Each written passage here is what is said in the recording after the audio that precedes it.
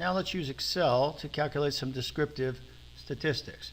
Descriptive statistics are like means, medians, modes, standard deviation, variance, frequencies, stuff like that. So we have categorical and continuous data, so we're going to need some percentages and we're going to need some means.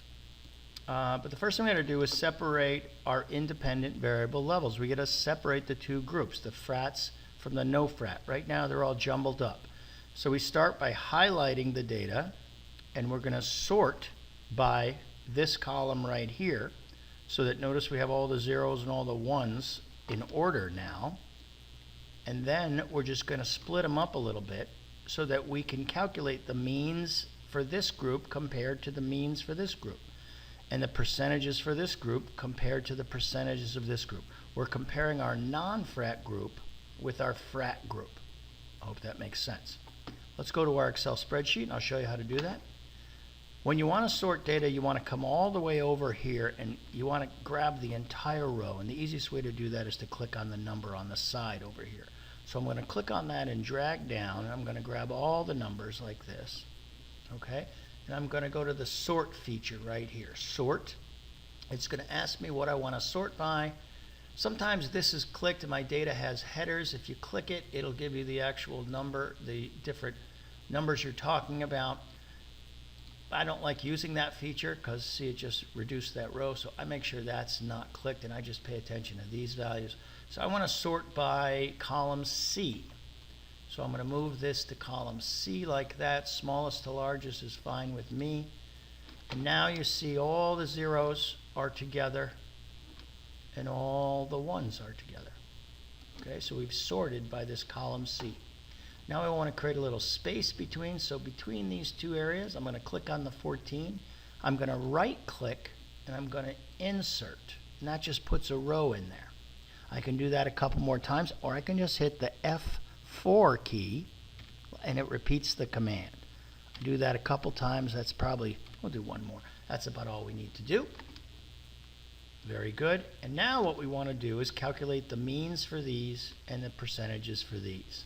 So let's go back to our Excel, our data set. There it is right there. And so the directions show you how to use the formula. You always want to start with equals and average, and then you grab the cells you want. Okay, so that's all we're going to do. We're going to type in a mean here. We're going to do equals average, and we're going to grab these cells. We're going to do the same thing for this data right here. So let's go do that and make these means. So remember, this is where you have to think about the science you're doing. We have a dependent variable that is continuous and one is categorical. We can't take a mean of this data. We can only take a mean of one piece of data, this, the continuous dependent variable. So we're going to type mean right there, and we're going to use our formula. Equals average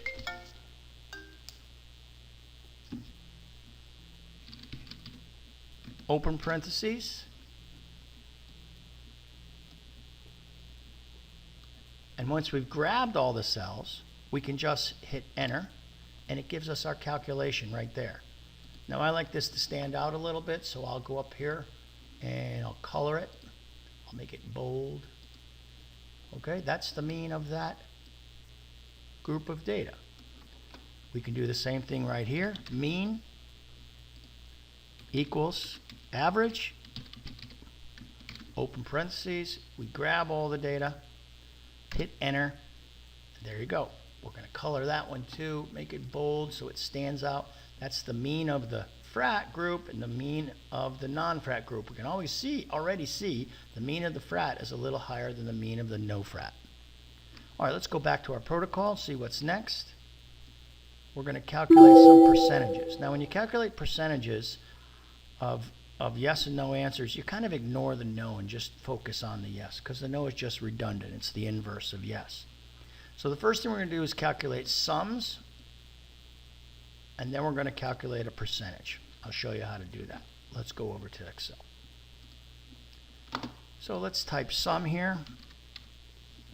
And sum is a simple feature. It's just equals sum, open parentheses, and we're going to grab all the data of interest. Because these are ones and zeros, summing will tell you how many you have.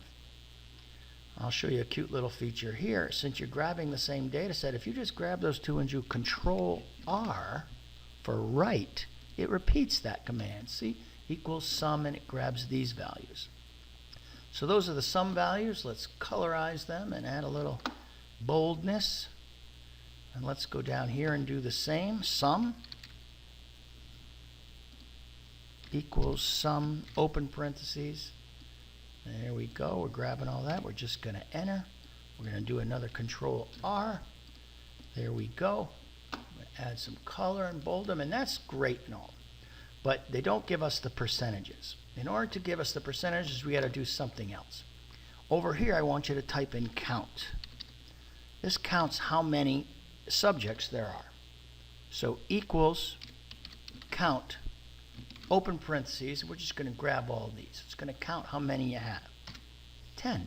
We got 10. Very good. Colorize, bold. Let's go do it right over here.